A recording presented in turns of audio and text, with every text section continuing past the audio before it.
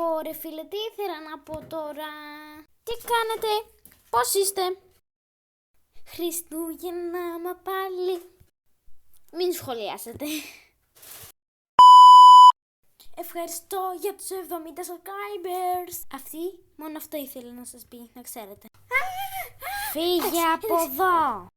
Φύγε σου λέω, κορίτσι μου. Άις το καλό σου από εδώ.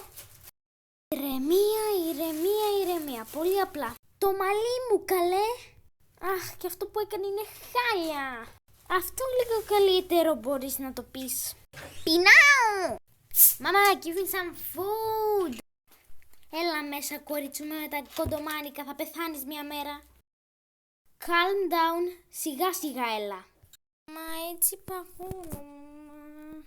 Δεν με νοιάζει να μην έβγαινες. Δεν τα έλεγα εγώ ότι θα ορωστήσεις.